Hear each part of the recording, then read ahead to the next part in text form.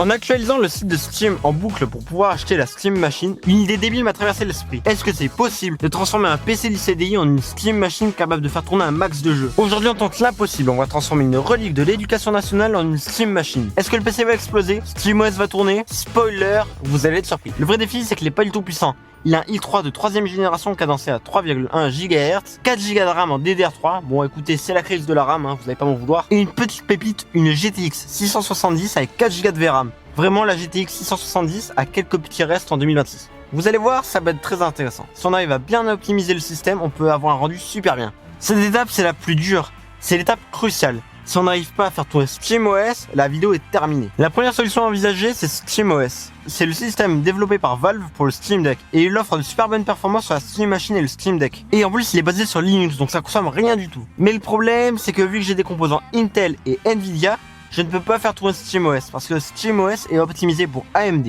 Donc pour les cartes graphiques en RX, RX 6000, RX 7700 XT ou les processeurs en Ryzen, Ryzen 7, Ryzen 7, Ryzen 5, Ryzen 3. Donc on va devoir passer sur les deux grands rivaux, Chimera OS et Basit OS. Donc je vais sur leur site pour télécharger, voilà, je rentre la configuration, i3, 4 Go de RAM, GTX 670. Et là, je m'y attendais pas, vos composants ne sont pas pris en charge. C'est vrai? Non.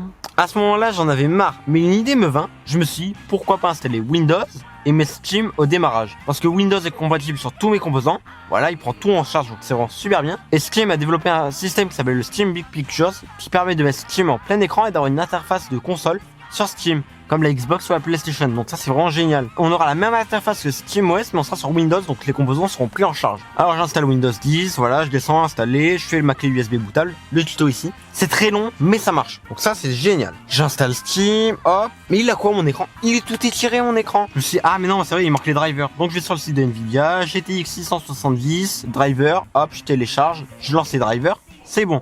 L'écran est à la bonne forme. Donc j'ai mis l'ordinateur sur un télé, parce qu'avant je l'avais mis sur un écran d'ordinateur et j'avais des barres noires sur le côté. Donc c'était vraiment très petit l'écran, je voyais rien. Du coup j'ai mis les drivers et là c'était plus étiré, c'était en 4K, c'était vraiment génial. Donc là ça va beaucoup mieux. Je mets Steam en mode Big Pictures et j'active au démarrage de Windows qui se met en mode Big Pictures. Et nous sommes enfin sur SteamOS. Et oui, enfin.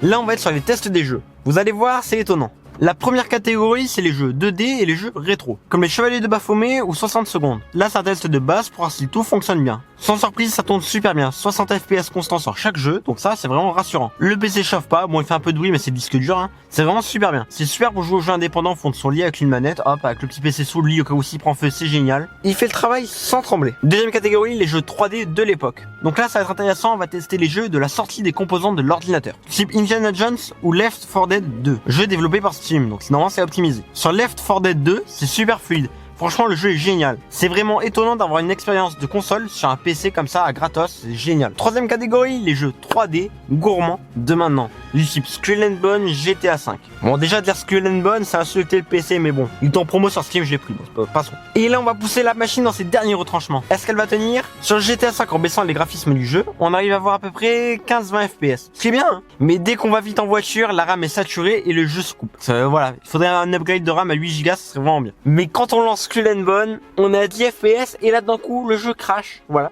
l'ordinateur et le jeu se mettent à cracher. Et comment dire, ça se met un peu à fumer. Hein. Et quand j'essaie de redémarrer l'ordinateur, la GTX me montre des petits problèmes d'affichage du type artefact qui j'aurais installé tous les drivers Nvidia pour avoir un affichage à peu près normal. Spoiler, la GTX est à l'hôpital. Bon, après ça, vous allez me dire, est-ce que c'est rentable de faire ça? Oui, mais non à la fois. Parce que c'est sûr que c'est gratuit. Qualité-prix, c'est bien. Mais par contre, si tu veux vraiment faire tourner des jeux gourmands du type GTA 6, Cyberpunk, tout ça, abandonne l'idée. C'est un PC de 2012. Donc voilà, va falloir soit prendre une Steam Machine, soit de fabriquer un PC à 1000 €, je sais pas combien. C'est pas dans mon budget. Mais si vous explosez la barre des likes, on essayera de faire tourner GTA 6, Cyberpunk et The Witcher 3 sur un PC. Voilà, donc explosez la barre des likes, abonnez-vous et on se retrouve dans la prochaine vidéo et ciao!